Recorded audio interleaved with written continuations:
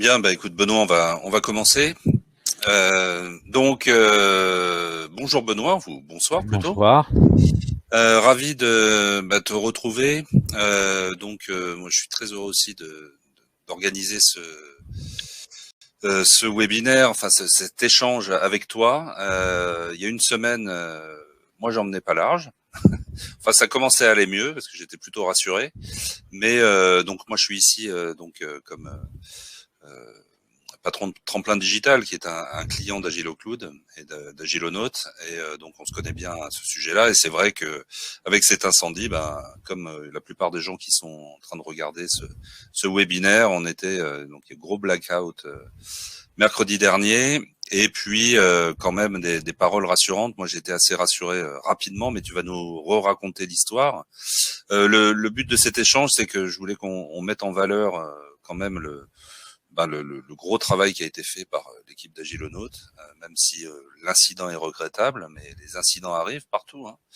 On n'a pas trop le choix. Ce qui compte, c'est comment on gère ces incidents, comment les anticiper. Et voilà, donc je t'ai proposé de faire cet échange parce que je sais que tu as eu beaucoup de demandes. Nous, on a les outils aussi pour échanger. Donc, Benoît, je te laisse la parole. Merci d'avoir accepté. On diffusera cette vidéo autant qu'on peut pour expliquer un petit peu, nous, notre vision des choses. Elle est parfois différente de ce qu'on peut voir sur les réseaux sociaux et dans les commentaires. Elle est assez positive sur les gens qui ont lutté pour éteindre cet incendie et puis surtout pour gérer tout le backup. Mais tu vas nous raconter ça. Donc je te laisse commencer. Vas-y, puis Donc, bonjour à tous. Juste pour les questions, vous êtes libre de poser toutes les questions que vous voulez. Benoît les prendra dans le chat après. Moi, je les relayerai et nous pourrons échanger sur ça. À toi, Benoît, pour revenir sur cet incident. Donc, bonjour à tous. Je tenais beaucoup à faire ce petit point pour nos clients, mais aussi pour toute personne extérieure qui est intéressée par le sujet. Sur cet événement, cet incident exceptionnel, hein, parce qu'un incendie dans un data center, ça n'arrive pas tous les 4 matins. Moi, j'en ai déjà vu, mais sur des petits data centers. Mais un data center qui est certifié comme ceux d'OVH, c'est-à-dire certifié ISO, PCI-DS, enfin toutes les certifications possibles et imaginables, c'est assez rare. La preuve que ça arrive, hein, comme les avions qui s'écrasent sur des tours, comme des tsunamis qui dévastent des centrales nucléaires, comme des tornades, ça arrive, ça peut tout le temps arriver. Donc, je vais juste faire un petit rappel rapide des événements, hein. Alors, je vous ai mis, on va aller vite, hein, mais l'incendie a diminué à minuit 47. Très rapidement, les techniciens d'OVH sont intervenus sur l'incendie dès que les alarmes se sont déclenchées. Mais très rapidement, et ça, je le tiens même d'un des techniciens, ils n'ont rien pu faire. Il y avait trop de fumée. C'est pas des pompiers, hein, donc ils ont tout de suite fait appel aux pompiers. Il y a plus d'une centaine de pompiers qui sont intervenus. Il faut savoir que même des moyens allemands ont été déployés, hein, ont été préparés et ont failli être déployés. Donc c'était quand même un gros incendie. À la différence de ce qu'on a pu lire dans la presse, le data center d'OVH n'est pas classé Seveso, hein. Il n'y a aucune matière dangereuse, chimique ou nucléaire qui sont contenues dans les data centers. Par contre, il était dans une zone où il y avait des entreprises Seveso. Mais le data center n'était absolument pas Seveso à ce niveau-là. Donc très rapidement, nous, on a un système d'alerte de surveillance qui nous a alertés, hein. Donc moi, j'ai commencé à recevoir les SMS à peu près une demi-heure, hein, parce que le temps que le feu s'étende. D'ailleurs, ça n'a pas touché tous nos serveurs d'un coup, ça a commencé à toucher un serveur, donc on a quelques machines. Puis très rapidement, ça s'est étendu, hein. Il a fallu quasiment 2 heures pour que ça s'étende, ça touche tous nos serveurs et que tout tombe. Ça correspond aussi, hein, parce que certains de nos serveurs n'ont pas brûlé, hein, qui ont été mais ça correspond au moment aussi où les pompiers ont coupé l'électricité dans toute la zone, dans tous les data centers, dans toutes les salles du data center. Donc à ce moment-là, là tout est tombé.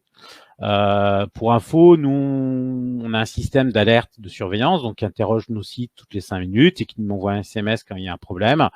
Sauf qu'il m'envoie un SMS pour chacun des sites. J'ai reçu plus de 80 SMS d'un coup avant que j'arrive à couper pour arrêter de recevoir des SMS tout le temps. Donc très rapidement, au début, je vais être honnête avec vous, il y avait une maintenance qui était prévue par OVH sur notre data center, enfin sur notre cloud dédié. J'ai cru que c'était cette maintenance qui avait mal tourné. Donc je m'ai préparé à faire un mail assassin à l'équipe d'administration pour les engueuler parce que à chaque fois ils me garantissent et de temps en temps les maintenances ont des problèmes. Puis très rapidement, à minuit 40, à 3h47, on a reçu un message d'OVH nous avertissant qu'il y avait un gros problème dans la salle dans le data center, donc en particulier la salle SBG2. Il y a 4 salles dans le data center, 1, 2, 3, 4. La SBG2, c'est celle qui contient en particulier notre cloud dédié. Notre cloud privé ou cloud dédié, c'est la même chose. Donc on n'en savait pas plus. OVH n'en savait pas non plus. Pourquoi les 3 techniciens qui étaient présents sur site avaient été évacués par les pompiers. Un avait été légèrement intoxiqué, donc il a été mis de côté. Enfin, il n'y a pas eu de blessés, c'est ça qui est le plus important aussi. Il faut aussi préciser, sur les 3 techniciens, il n'y a pas eu de blessés. Et les pompiers étaient en train d'intervenir et OVH ne pouvait absolument plus rentrer sur le site. Et ça a été jusqu'au lendemain matin, jusqu'au vendredi matin.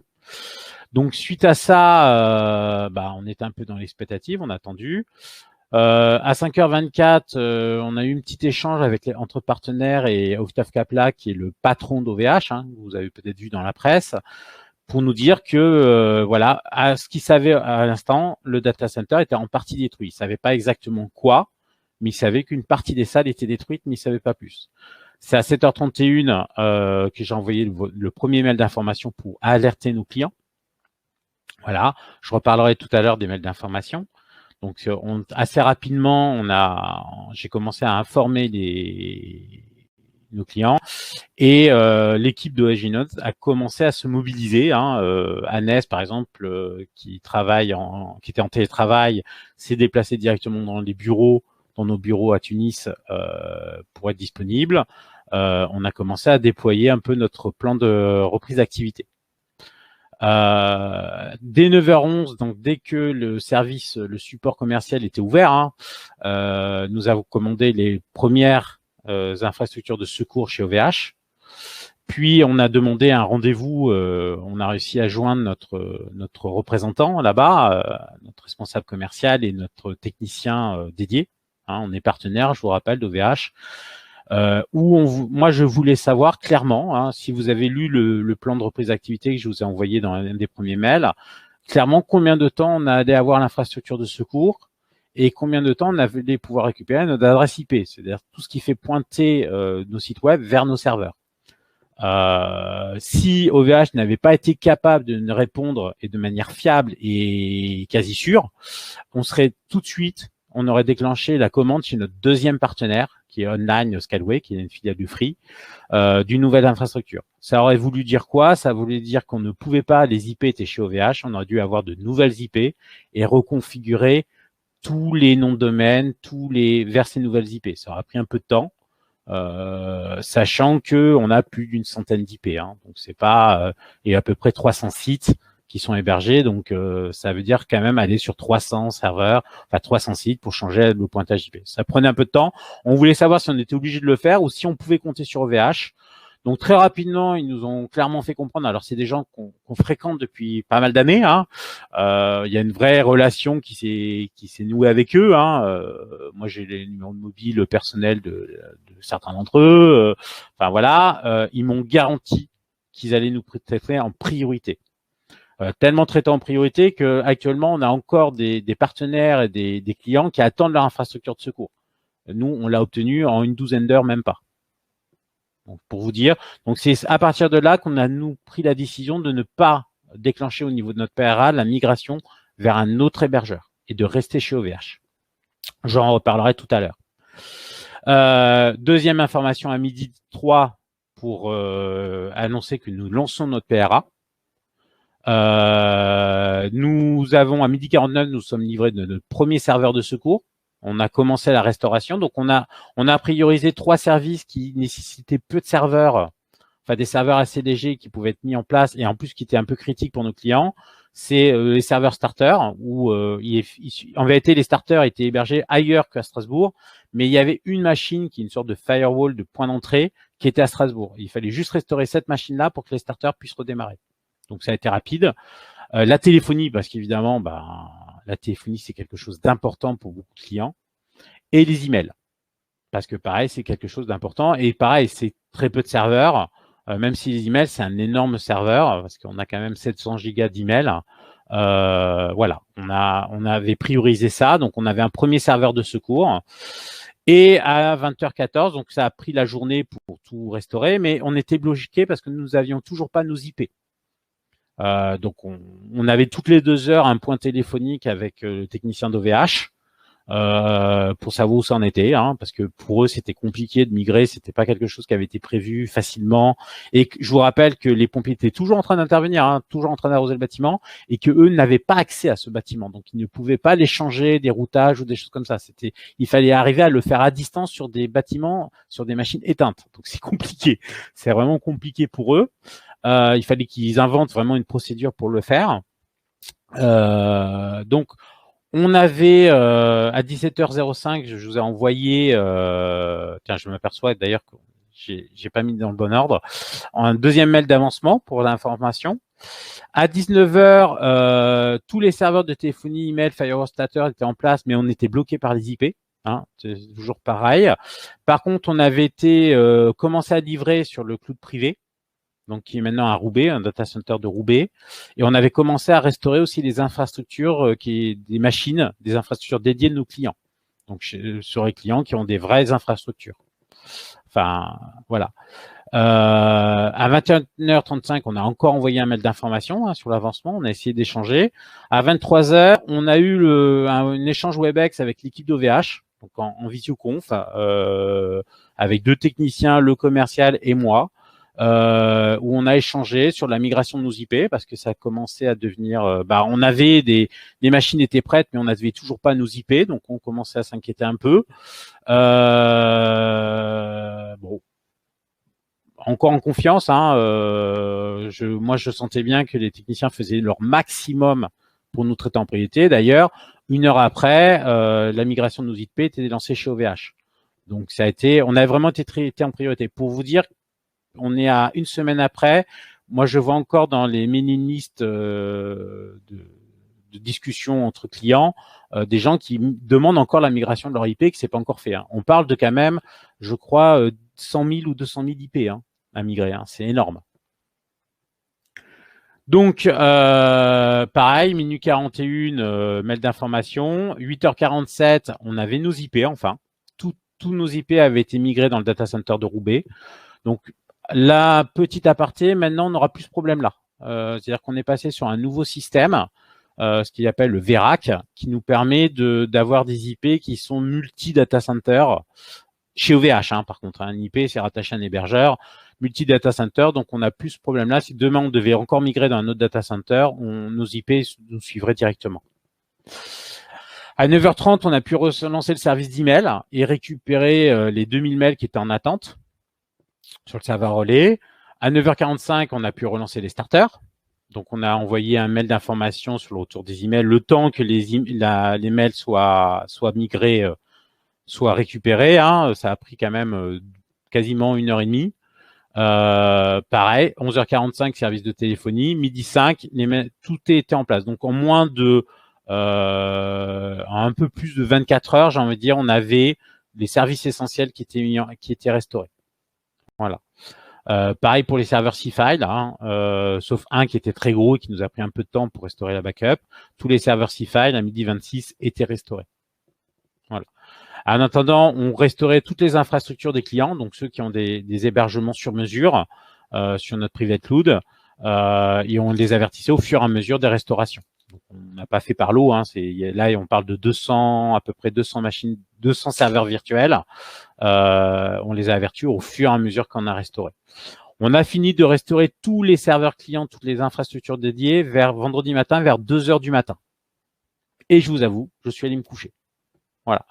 Je suis allé me coucher. Annès, donc mon pendant administrateur système, donc je crois qu'il est là d'ailleurs, a pris le relais pour vérifier que tout allait bien, qu'il n'y avait pas de problème ou des choses comme ça. Et je suis allé me coucher, sachant qu'à 8h, je donnais un cours à la fac. Donc, je l'ai donné, mais ça a été difficile. Voilà. Donc 16h35, on vous avertissait donc la finalisation du PRA. Il faut savoir qu'on a continué à travailler pendant le week-end pour installer nos serveurs à nous qui étaient non essentiels, donc tous nos serveurs internes qui étaient non essentiels, pour relancer un cycle complet de backup sur la nouvelle architecture. Donc ça, je vous avais averti, je crois que dans le samedi ou dimanche, on vous a envoyé un mail pour vous avertir qu'il pouvait y avoir des petits ralentissements parce que on est obligé de refaire un backup complet de toute l'architecture. Voilà. Et on a redémarré aussi tous nos sondes de surveillance. Donc je sais que certains clients ont eu un problème aujourd'hui. C'était une sonde de surveillance qui avait mal redémarré. On va toutes les recontrôler sur le certificat SSL du serveur de mail. Donc ça a été réglé en 10 minutes, mais voilà, la sonde nous avait pas averti. Enfin, il y avait un décalage de 15 heures. Il nous restait encore 15 heures selon la sonde. Voilà. Donc là, on peut dire qu'on est une situation à peu près normale. On n'est pas encore tout à fait satisfait des restaurations de nos machines à nous non essentielles parce qu'on les a mis sur un serveur. Elles ne sont pas dans notre private cloud. Donc avec la tolérance de panne qu'on peut avoir sur le private cloud, elles sont sur un serveur physique. Donc on est en train de voir pour comment on va faire si on remigre ou des choses comme ça. Donc je vais en parler après. Voilà. Donc ça, c'est un historique un peu des événements. Je crois qu'on a envoyé à peu près une dizaine de mails d'informations en 3 jours. On a essayé de vous tenir au maximum au courant. Alors, ce qui a marché, ce qui n'a pas marché. Donc, PRA, PCA, plan de reprise d'activité, plan de continuité d'activité. Le plan de continuité, alors je vous ai envoyé un doc. Si vous ne l'avez pas reçu, vous n'hésitez pas à nous demander, je vous le renverrai. Le plan de continuité d'activité, c'est qu'est-ce qui se passe quand il y a une petite panne. Donc là, nous, on a un plan de continuité d'activité qui nous permet de relancer nos VM, nos machines, en moins de 5 minutes. En cas de petite panne, c'est des machines virtuelles. On a une infrastructure physique derrière, c'est ce qu'on appelle un cloud, un nuage. Donc vous trouvez, on en parle beaucoup dans les médias, le cloud, mais il faut savoir que le cloud, il y a des machines physiques derrière. Et ces machines physiques, elles peuvent tout le temps tomber en panne. L'intérêt d'un cloud, c'est que justement, dès qu'une machine physique tombe en panne, toutes les machines virtuelles qui sont dessous redémarrent sur notre machine physique automatiquement. Donc nous, c'est ce qu'on a. On a notre cloud qui est privé, qui nous est dédié, qu'on ne partage pas avec d'autres clients. Voilà, nous, ça nous permet, au niveau du plan de continuité d'activité en cas de petite panne d'un serveur physique, de redémarrer en 5 minutes. Le PRA, c'est le plan de reprise d'activité. Là, c'est le plan de crise, c'est-à-dire il y a un gros incident, un incendie. La salle brûle. Voilà. On espérait ne jamais avoir, on l'a écrit en 2017, notre PRA. On espérait, on l'avait testé, mais sans le tester en situation réelle, évidemment. On espérait n'avoir jamais à l'utiliser. Là, on a eu à l'utiliser. Ce qui a bien marché, c'est justement la relation qu'on a avec OVH et la priorisation de nos demandes. Ça nous a permis d'être livrés en moins de 12 heures de notre nouvelle infrastructure et j'ai envie de dire à peu près en 24 heures pour nos IP. Comme je vous le répète, on a encore des clients chez OVH qui attendent la livraison, parce que il y a alors on ne sait pas les chiffres existent, mais entre 13 et 15 000 serveurs qui ont brûlé. OVH n'a pas 15 000 serveurs en stock. Comme ça, ils ont accéléré la fabrication des serveurs dans leur usine, ils ont accéléré, mais ça va prendre un peu de temps. Voilà. Ce qui va aussi prendre du temps, c'est que beaucoup de sauvegardes ont été détruites. Mais ça, je reviendrai dessus. Ce qui a marché, c'est l'envoi régulier d'emails. Je sais que beaucoup de clients nous ont remercié pour les différents emails qu'on vous a envoyés. Voilà. Je vais revenir dessus parce que moi, j'en suis pas satisfait. Je vais vous expliquer pourquoi.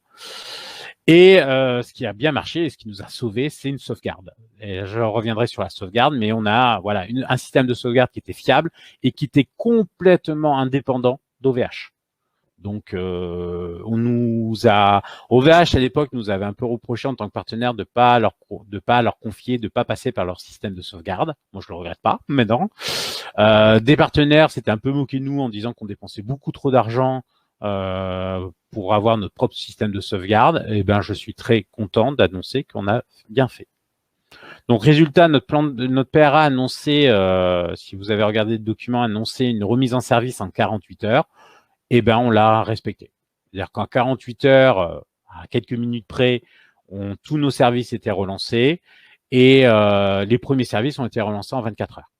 Donc quand même, on a réussi à tenir notre PRA et largement notre PRA sur une situation de crise exceptionnelle. Heureusement que les incendies ou les catastrophes naturelles n'arrivent pas tous les jours. On est très très loin. Alors, ce qui n'a pas marché, c'est justement les emails d'information. C'est-à-dire qu'on a bien envoyé des emails d'information de manière un peu régulière, mais tout le monde ne l'a pas reçu. Pourquoi ? Parce que lorsqu'on a voulu, on s'est basé sur notre CRM. Notre CRM, c'est notre logiciel de facturation. On a voulu exporter tous les emails de tous nos clients. Et là, on s'est aperçu que on avait d'anciens clients qui étaient là, on avait des emails de clients actuels qui n'ont pas été exportés, on n'a pas trop compris ce qui s'est passé. Et je vous avoue que dans l'urgence, on n'a pas cherché, enfin moi, j'ai pas approfondi, hein, parce que là, on parle quand même d'une liste de à peu près 150, 200 emails. Je pouvais pas les parcourir un à un pour vérifier que tout le monde était là, c'était compliqué. Et c'est au fur et à mesure des journées que des gens appelaient ou envoyaient des emails en disant qu'est-ce qui se passe qu'on s'est aperçu qu'ils ne recevaient pas nos emails. Donc petit à petit, on les a ajoutés à la liste. On a renvoyé tous les emails qu'on avait déjà envoyés. On a essayé de systématiquement de renvoyer tous les emails qu'on avait déjà envoyés pour qu'ils soient au courant. Mais c'était, voilà, on les a petit à petit rajoutés à la liste. Pareil, dans ces listes d'emails, on avait des gens qui étaient hébergés chez nous, qui avaient leurs emails hébergés chez nous. Et évidemment, comme l'architecture ne marchait pas, ils ne recevaient pas les emails. Donc ça aussi, on s'est retrouvé un peu bêta, hein, en se disant mince, on n'a pas leur adresse personnelle, on a juste leur adresse professionnelle qui est hébergée chez nous, on n'a pas leur adresse personnelle. Ça, c'était très embêtant. Donc là, on est en train d'étudier une autre manière de communiquer pour une prochaine crise, en espérant que ça n'arrivera pas. Hein. Une autre manière de communiquer. Ce qu'on va peut-être vous demander, c'est on va vous fournir un formulaire qui ne sera pas hébergé chez OVH, qui sera sur quelque chose de complètement externe, et on va vous demander de vous inscrire sur une liste de diffusion d'alertes de crise, où là vous pourrez vous inscrire n'importe qui, vos prestataires qui travaillent avec vous, enfin toute personne qui pourrait être intéressée pour recevoir la communication de crise. Parce que par exemple, on a eu des clients, c'était le développeur qui gérait le truc, et le client, le patron recevait le mail, parce que c'est lui qui reçoit les factures, mais le développeur qui lui travaille sur le serveur ne recevait pas le mail. Donc, et le patron ne lui transférait pas tout forcément les mails au fur et à mesure. Donc, je sais qu'il y en a un ou moins connecté là qui peut se reconnaître. Donc là, ça sera un formulaire où vous pourrez vous inscrire. Alors attention, et on le rappellera dans le formulaire, ne pas mettre d'adresses qui sont hébergées chez nous ou chez OVH, parce qu'en cas de panne, vous ne recevrez pas vos mails. Donc mettre des adresses Gmail, Yahoo, Hotmail, enfin toutes des adresses complètement extérieures et tout ça. Nous étions joignables par mail. Alors pourquoi on était joignables par mail alors que notre architecture de mail était tombée? Tout simplement parce que nous n'avons fait le choix de ne pas héberger nous-mêmes nos mails. Donc je ne l'ai jamais caché, hein, nos mails sont sur Google Business. Ça nous coûte de l'argent, hein, parce que c'est un abonnement qui est assez cher, hein, il facture 8 fois plus cher que ce que nous on facture. Mais ça nous permet de rester joignables. Justement, en cas de panne dans notre architecture, nous restons toujours joignables par mail. Donc, on est sur une architecture qui est, pour nos mails à nous, complètement séparée de notre architecture. Donc, on a toujours ce moyen de communication, c'est les mails. Voilà. Donc, si un jour vous n'arrivez pas à nous joindre et vous voyez qu'il y a une crise et que vous n'arrivez pas à nous joindre, c'est par mail le premier canal. Par contre, nos téléphones étaient sur la même architecture que nos clients, hein, donc on n'avait pas de téléphone fixe, hein, je parle. Notre téléphone fixe ne marchait pas. Et c'est là, sur ça, et on va en reparler, c'est le 4e point, où je suis pas satisfait, et on va étudier comment faire. Après, on a cette migration des blocs IP, hein, des adresses IP qui étaient à Strasbourg, de les migrer à Roubaix, de les faire pointer à Roubaix. Ça a pris du temps. Alors, je pense qu'OVH aussi a été un peu surpris parce qu'ils n'avaient jamais pensé à une procédure pour migrer autant d'adresses IP d'un coup. Ça a pris du temps. Alors, relativement, ça nous a pris peu de temps par rapport aux autres clients, vu qu'on a été traité en priorité. Mais à un moment, pendant une dizaine d'heures, on avait des services qui étaient prêts à être lancés, mais on ne pouvait pas les lancer parce qu'on n'avait pas nos IP. C'était très, très frustrant. Et je peux vous dire que les échanges avec les techniciens, on leur faisait comprendre notre frustration. Donc ça, normalement, c'est résolu avec le nouveau système de VERAC sur lequel on est rentré. Mais je pense qu'on va refaire une passe technique dessus pour vérifier comment ce système fonctionne chez OVH et quelle est sa stabilité en cas de crise. Voilà. Hélas, il n'y a pas vraiment de solution technique. À partir du moment où vous êtes chez un hébergeur, c'est l'hébergeur qui vous fournit les adresses IP. On n'a pas vraiment le choix de faire autrement. Donc, ça fait partie. Hein. Demain, on va chez un autre hébergeur, on aura le même problème chez l'autre hébergeur. Voilà. Donc là, normalement, ce problème est réglé. Après, là où on n'a pas été satisfait, et là, je m'adresse aux clients qui avaient leur service de téléphonie chez nous, c'est la gestion des renvois et des répondeurs sur les lignes téléphoniques. On n'avait pas prévu que, normalement, les lignes téléphoniques arrivent sur nos standards virtuels, et c'est le standard virtuel qui s'occupe des renvois, etc. Évidemment, les standards virtuels avaient brûlé, donc résultat, les lignes n'arrivaient nulle part. Et on n'avait pas prévu ce cas de figure. Et on va justement travailler sur un système qui nous permettra au moins en urgence de pouvoir mettre un répondeur type ou des renvois vers un numéro de mobile type. Voilà, on y travaille, on réfléchit à comment faire ça, mais ça sera vraiment c'est un de nos chantiers là des prochaines semaines, c'est de trouver une solution pour que au niveau téléphonique, on puisse au moins donner un service de secours à nos clients et pas que la ligne sonne dans le vide. Voilà, ça c'était quelque chose, je vous avoue, on n'avait pas pensé qu'on aurait une crise comme ça.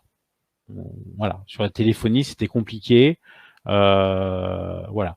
En plus, le pire, c'est que les lignes téléphoniques n'étaient pas hébergées à Strasbourg, donc elles arrivaient, mais nos serveurs de téléphonie l'étaient. Donc c'était vraiment voilà. Donc ça, on va y travailler sur ces lignes téléphoniques. C'est vraiment quelque chose qu'on veut améliorer en cas de crise. Alors, on m'a posé la question pourquoi nous sommes restés chez OVH, sachant que notre PRA disait qu'on allait partir chez Online, notre deuxième partenaire. C'était prévu dans notre PRA. Pourquoi au final on est resté chez OVH? Premièrement, parce que c'est un des seuls hébergeurs au monde, et à ma connaissance même le seul au monde, à pouvoir fournir des clouds privés sous VMware. Alors pour la partie technique, VMware, c'est la Rolls-Royce des systèmes de serveurs virtuels. On fait pas mieux. Même Amazon et tout ça ne fait pas mieux. Ça coûte cher. Ça demande une vraie architecture derrière. Et OVH est le seul à pouvoir donner des architectures comme ça, des clouds privés clés en main, où nous, on a juste à gérer l'administration. Toute la partie matérielle, on n'a pas à la gérer. C'est un des seuls hébergeurs, tellement que VMware les a certifiés platine, enfin le plus haut niveau de certification, et ils sont les seuls à l'avoir, à ma connaissance, et que même OVH a racheté la filiale américaine de VMware qui s'occupait de l'hébergement aux États-Unis. À un moment, VMware a dit « Oh, on n'arrive pas à bien gérer la partie hard de l'hébergement ». OVH leur a racheté et c'est eux qui le gèrent maintenant. Donc, c'est pour vous dire quand même que, voilà. Deuxièmement, oui, OVH a connu un incident grave. Un incendie d'un data center, c'est un incident grave, exceptionnel. Ça arrive peu. Moi, ça fait 20 ans. Ça fait depuis 99 qu'OVH existe. Je fais partie des tout premiers clients, ce qui permet aussi d'avoir cette relation privilégiée avec les gens d'OVH. Donc, depuis 99, j'ai connu 3 crises graves. Une tout au début, je n'en parlerai même pas. Une en 2017, ça a été une coupure d'électricité assez importante à Strasbourg. En plus, c'est toujours Strasbourg. Une coupure d'électricité qui est due avant tout à EDF et qui a entraîné un problème réseau sur tous les data centers d'OVH. Voilà, bon, c'est et une maintenant. C'est rare, c'est très très rare. Alors j'ai vu sur des médias, j'ai vu sur les réseaux sociaux des hébergeurs dire que eux, ça leur arriverait jamais, que non, mais leur data center, c'est impossible qu'il y ait un incendie, c'est impossible. Moi, ça me fait beaucoup rire jaune quand même. C'est impossible de garantir ce genre de choses. Vous pouvez pas garantir que vous n'aurez pas d'incendie. Vous pouvez pas garantir que vous n'aurez pas de tremblement de terre. Vous ne pourrez pas garantir que vous n'aurez pas un tsunami qui détruit une centrale nucléaire. Vous ne pourrez pas garantir qu'un avion va s'écraser sur des tours ou sur le Pentagone. Ce genre de choses, c'est comme dire ça n'arrivera jamais. Non, c'est pas vrai, ça peut arriver.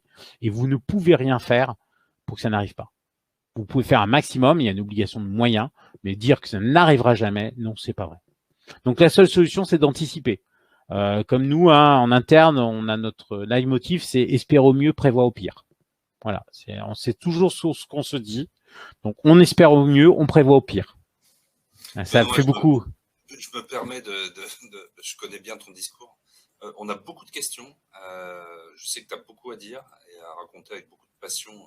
Maintenant qu'on est sorti de cette histoire-là, tu veux prendre des questions tout de suite ou on finit tranquillement la presse? Je vais finir la presse, j'ai presque fini. Bon, ben super. J'ai presque fini. En plus, ça va répondre à certaines questions. Voilà. C'est une des raisons, voilà, d'avoir un vrai PRA, de sauvegarder un plan de reprise, c'est vraiment de préparer, d'anticiper ça. Une des raisons, c'est qu'on est partenaire privilégié, ce qui nous a permis d'être livré en priorité, d'avoir une vraie relation, d'être traité, voilà. Et honnêtement, si OVH n'avait pas réagi, on aurait basculé tout de suite chez Online Skyway.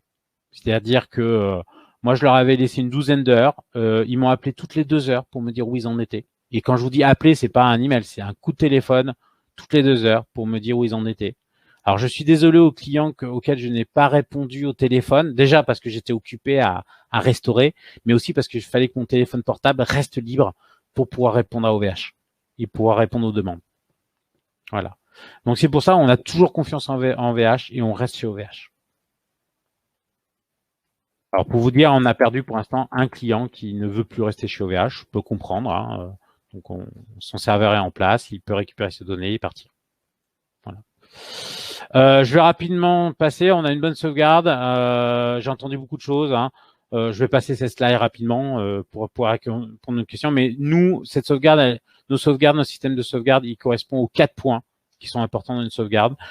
Si vous allez ailleurs, si vous n'êtes pas client chez nous, vous êtes client ailleurs et vous regardez cette vidéo et vous voulez vous assurer que votre sauvegarde est bon, posez-vous ces 4 questions. Est-ce que la sauvegarde, elle est externe, c'est-à-dire qu'elle est à un autre lieu, au moins à 200 km, hein, c'est la distance qu'on donne de votre data center, et idéalement chez un autre hébergeur. Honnêtement, c'est même un autre hébergeur.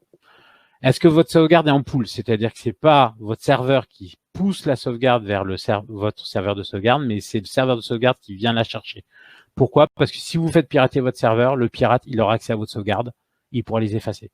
Que si c'est le serveur de sauvegarde qui vient les chercher, votre serveur, il n'a pas accès au serveur de sauvegarde. C'est dans un sens. La sauvegarde est sécurisée. Nous, notre serveur de sauvegarde, il est vraiment bétonné. C'est-à-dire qu'il n'y a que quelques adresses IP, je ne les citerai pas, qui ont accès à notre serveur de sauvegarde. C'est verrouillé. Une des raisons pour lesquelles Agnès a dû aller au bureau très rapidement parce que c'était verrouillé sur IP. Et c'est aussi pour ça que quand des clients nous demandent d'avoir accès directement à la sauvegarde, on leur dit non. Si on donnait un accès aux sauvegardes, on ne pourrait pas obligatoirement, ça serait ouvrir une porte et une faille de sécurité. Donc, je suis désolé, on ne peut pas donner accès directement aux sauvegardes. Et les sauvegardes sont monitorées et vérifiables, c'est-à-dire qu'on surveille les sauvegardes tous les jours. On a un système de restauration pour tester les sauvegardes. Tout ça, c'est indispensable. Si vous n'avez pas ça sur vos sauvegardes, vous n'avez pas de sauvegarde fiable. Et vous allez le payer le jour où vous allez avoir une crise. J'ai presque fini. Des clients m'ont dit le nouvel hébergement est beaucoup plus rapide. Alors il se trouve que oui, on en a profité pour offrir une nouvelle offre qu'il y avait chez OVH, l'offre ESS. On avait prévu de migrer en avril. On l'avait testé en janvier. On avait eu un mois de tests gratuits pour tester cette nouvelle infrastructure. On a fait des tests entre 10 et 40% plus rapides selon les usages. Donc des nouveaux processeurs, des datastores en full SSD, donc qui sont 8 fois plus rapides que les datastores qu'on avait. La dernière version de VMware, une meilleure bande passante. Donc évidemment, vous allez le ressentir sur vos serveurs pour ceux qui ont des hébergements. Vous allez le ressentir. Alors ça se ressent pas sur les starters vu qu'ils sont pas sur ce cloud-là, mais ça se ressentira pour toutes les machines, les infrastructures dédiées. Voilà. Alors pour info, cette infrastructure coûte un petit peu plus cher, mais c'est nous qui absorbons le prix et ça ne changera rien du tout à vos abonnements. Voilà. Pareil, on m'a demandé les gestes commerciaux. Donc, OVH a annoncé partout dans la presse 3 à 6 mois de gratuité pour les clients impactés. Sachant qu'ils n'ont pas l'obligation de le faire. Hein. Dans leurs conditions générales de vente, l'incendie est exclu des garanties. L'incendie, les catastrophes naturelles, comme tout le monde. Hein. Regardez toutes les conditions générales de vente de tous les hébergeurs. L'incendie, les catastrophes naturelles et les attentats sont toujours exclus. Hein. Et les assureurs, c'est pareil. Hein. Donc là, ils ont annoncé ça. Ils me l'ont confirmé. Par contre, sous quelle forme ça va se présenter, on ne le sait pas encore. Donc, je ne peux pas vous dire. Notre SLA prévoit le remboursement intégral de votre facture. Hein, c'est 5% par heure de panne avec le maximum de la facture mensuelle. Donc, on va voir comment on va faire. Moi, j'attends un peu les informations d'OVH qui vont arriver dans les jours qui viennent pour vous proposer mieux que ça. Donc, je vous tiendrai au courant. Juste pour information, il faut pas croire que parce qu'OVH nous rembourse, qu'on n'a aucun frais. Le coût d'OVH, on représente 30% des coûts de nos serveurs. Il y a des salaires de l'équipe, Agnès, Zoumaya, en fait tous les gens que vous pouvez avoir au téléphone de temps en temps. Vous avez les assurances, vous avez tout ce qui est serveur externe, justement, genre le serveur de backup, il nous coûte assez cher. Tout ça, c'est à l'externe. Voilà. Donc, je vous tiendrai au courant pour les gestes commerciaux dès que j'ai un peu de nouvelles d'OVH et je sais ce qu'ils vont proposer. Moi, pour moi, c'est essayer de vous proposer de vous répercuter le maximum de choses de ce qu'OVH va me faire comme gestes commerciaux. Voilà. À vos questions. Bon, alors donc, Franck, je t'écoute. On en a plein. Plein de commentaires aussi. Beaucoup de monde. Il y a beaucoup de gens qui voulaient te voir, je crois, aujourd'hui. Alors, plusieurs questions autour du départ de l'incendie. D'où vient l'incendie? Qu'est-ce qui a fait que ça a démarré? On a lu des choses. Alors, il y a eu beaucoup de choses dans les médias et beaucoup de bêtises. Alors, premièrement, non, c'est pas un data center qui est construit en bois. Je l'ai vu ça, c'est aberrant. C'est un data center qui a été certifié par des organismes indépendants, normes ISO, normes PCDS et normes de sécurité bancaire. Non, c'était pas en bois. D'où est parti l'incendie? Pour l'instant, c'est difficile à vous dire officiellement. Enfin, même aujourd'hui, ils en ont parlé.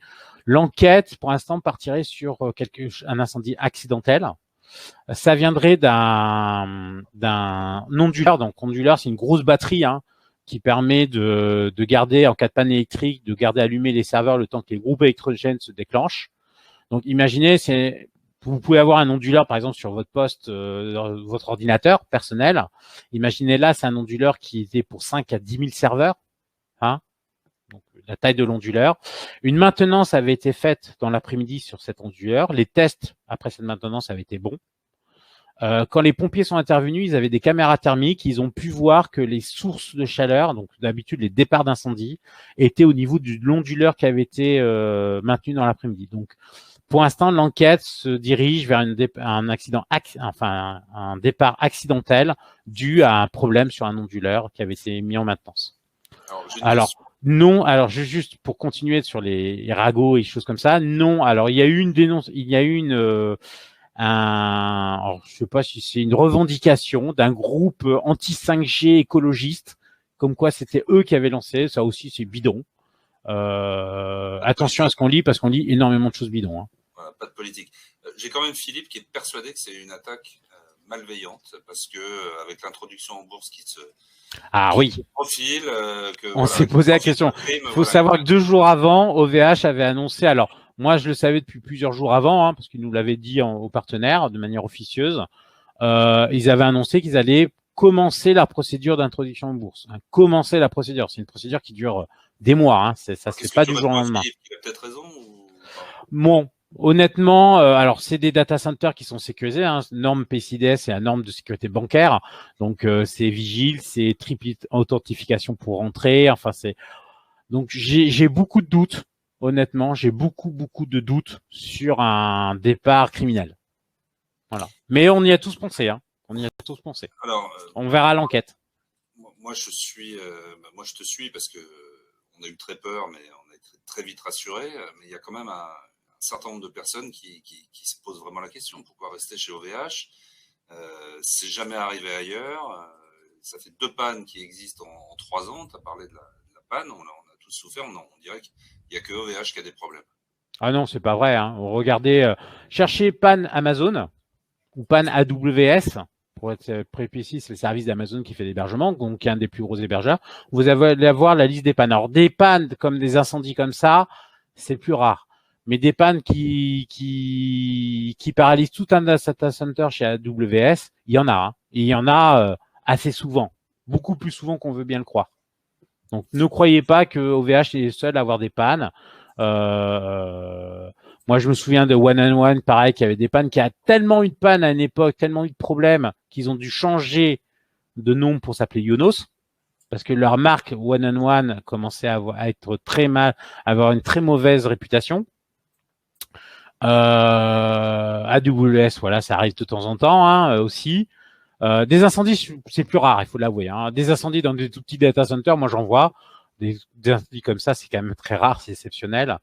Non, c'est OVH n'est pas le seul. Après, OVH est très gros. OVH représente, on dit, 60% du web français. Donc évidemment, quand il y a un problème chez OVH, il y a un énorme retentissement.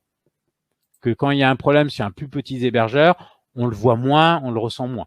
OVH, voilà, c'est la licorne française, c'est la star française, c'est le 3e hébergeur, entre 2e et 3e hébergeur mondial, tout compris, tout type de service compris. Pour vous dire, les 2 premiers sont américains. Et OVH arrive juste après et dispute la 2e place. Donc c'est quand même une sacrée et c'est français, cocorico.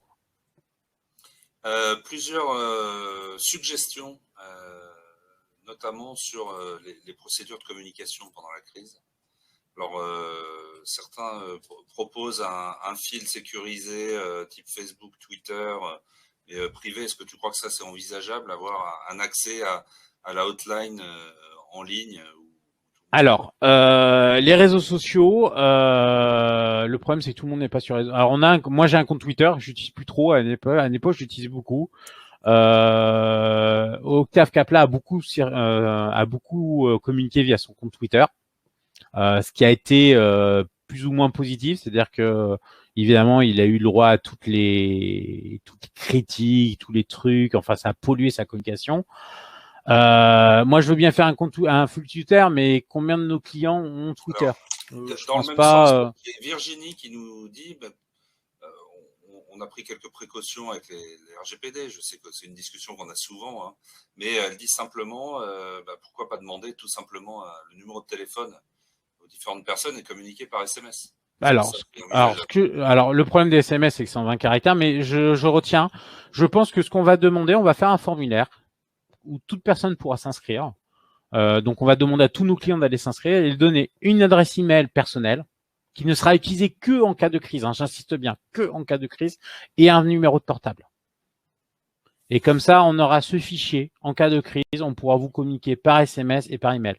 Ça me gêne pas du tout de communiquer par SMS. Après, ça sera pas une communication aussi complète qu'un mail. Hein. Un mail, on peut envoyer un document, on peut envoyer des photos, on peut envoyer, voilà. Mais oui, je peux rajouter, SMS, email, au moins les SMS pour le début de communication de crise et pour donner les infos essentielles. Donc oui, c'est une bonne idée. Je vais rajouter le SMS à l'email. Ok.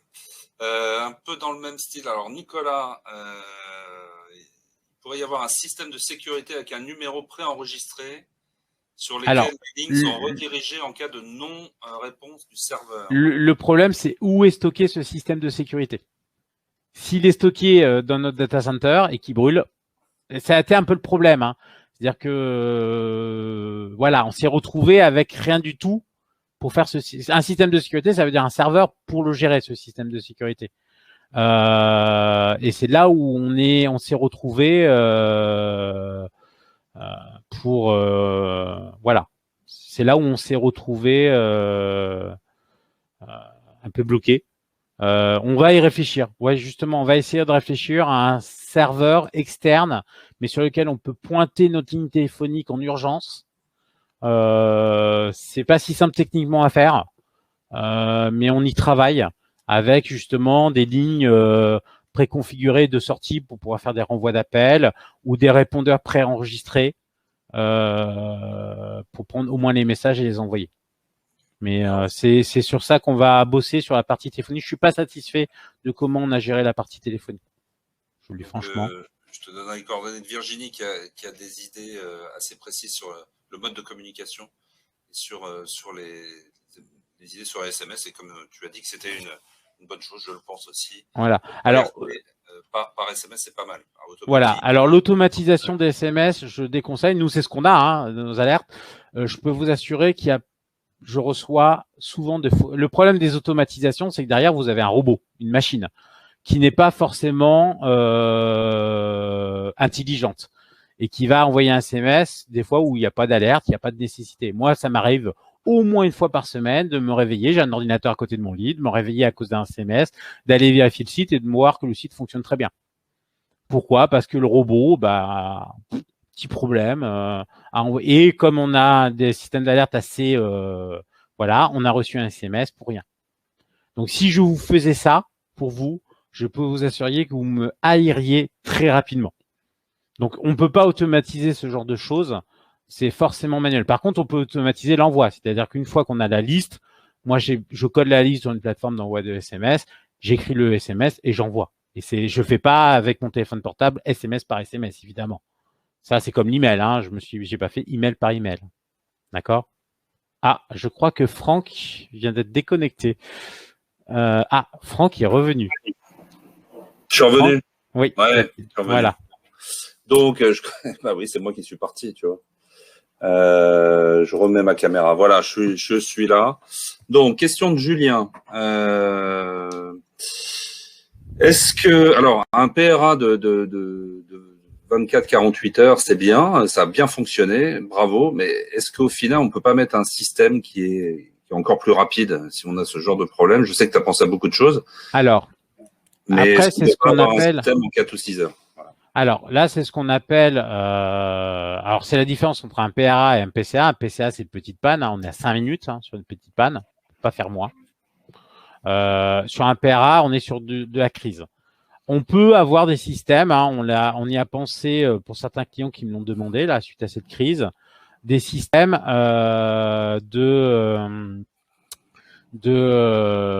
d'envoi, enfin de réplication en temps réel sur un autre data center. Ça existe, OVH le propose. Il faut savoir que ça coûte très cher. C'est-à-dire qu'on estime que ça coûte 2,5 fois le prix du serveur. C'est-à-dire que vous avez votre serveur, vous avez le prix d'un autre serveur ailleurs, plus vous avez le prix du système qui va répliquer en temps réel. Mais là, c'est une option qu'on va essayer de proposer pour les clients qui en ont vraiment le plus besoin, qui veulent vraiment, mais il faut savoir que c'est un coût très important. Voilà. Juste parce que on a échangé pas mal pendant cette crise. Il y a un moment, il y a eu un goulet d'étranglement, un point bloquant qui était retrouver les IP. Et on attendait que les équipes de VH puissent intervenir et récupérer. Donc là, on a perdu quand même un certain nombre d'heures, quasiment, tout à fait. je sais pas, 6-8 à vue de nez comme ça. Les IP, quel que soit l'hébergeur où on va, on est dépendant de l'hébergeur pour les adresses IP. Donc, on peut faire ce qu'on veut, on est dépendant. Alors, soit on va chez notre hébergeur, on change toutes nos IP, mais ça veut dire qu'il faut aller sur tous les noms de domaine pour retaper. Alors, je vous dis, on a une centaine d'IP, à peu près 300 noms de domaine. C'est énorme. Ça nous aurait pris beaucoup de temps. Et en plus, on a des clients qui gèrent eux-mêmes leur nom de domaine et qui, des fois, passent par des prestataires qui prennent plusieurs jours pour faire le moindre changement. Donc, ça aurait demandé énormément de temps. C'est pour ça, on l'aurait fait si OVH nous avait dit non, on peut pas migrer votre plug IP ou ça va prendre plusieurs jours. Là, on l'aurait fait. Là, ils nous ont garanti qu'on passait en priorité, même s'ils savaient pas trop, ils m'ont dit moins de 24 heures. Et c'est une question de confiance que j'avais avec eux. Donc, voilà. On est passé sur un nouveau système qui s'appelle le VERAC chez eux, qui normalement devrait nous permettre de migrer, d'être multi-data center chez eux. C'est-à-dire que maintenant, on n'aurait plus besoin. Avant, les IP étaient rattachées à un data center. Maintenant, elles sont plus rattachées à un data center, elles sont sur tous les data centers. Donc, c'est un système sur lequel j'avais pas voulu passer à l'époque parce que la première version n'était pas stable. Ça fait 1 an ou 2 qu'ils ont sorti la deuxième version qui est sur les retours de tous les partenaires me disent « Ah, c'est super stable, il n'y a plus aucun problème et tout ça ».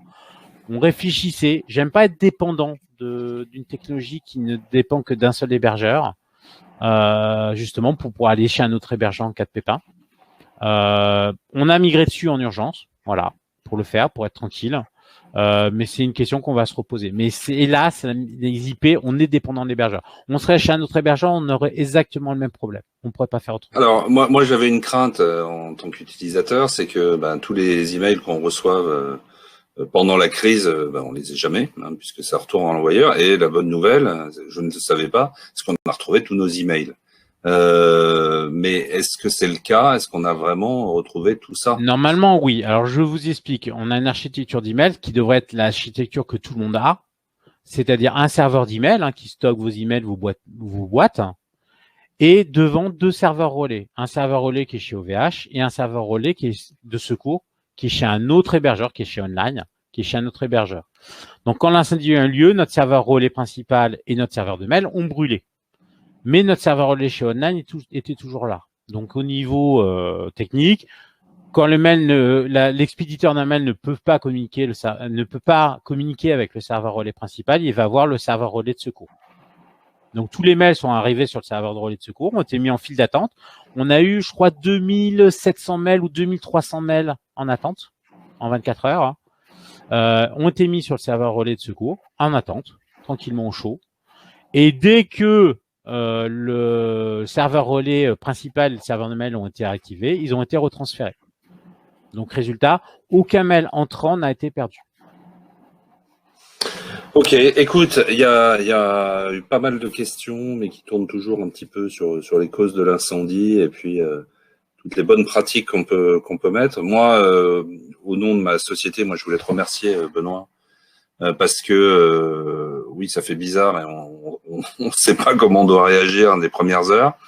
Le fait que tu nous envoies des mails nous a rassurés, et tout ce que tu as annoncé se passait. Donc voilà, au nom de toute mon équipe chez Tremplin Digital, on voulait te remercier parce que oui, on a perdu une journée de chiffre d'affaires puisque c'est passé dans la nuit, donc en gros ça fait une journée. Mais au final, voilà, on a beaucoup de clients qui à travers nous travaillent avec toi et qui ont été très satisfaits. J'espère que pour tous les auditeurs qui étaient là, c'est la même chose. Je sais que tu t'es dépensé sans compter pour que tout se passe bien, que tu n'as pas beaucoup dormi.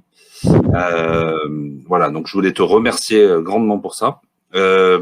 On est quasiment à 1 heure. Hein. En général, on fait toujours des webinaires d'1 heure, pas plus. Est-ce que tu voulais rajouter quelque chose? Alors, moi, je voulais aussi des remerciements. Remercier nos clients qui ont eu la patience de comprendre la situation et d'attendre et voilà. Merci à eux.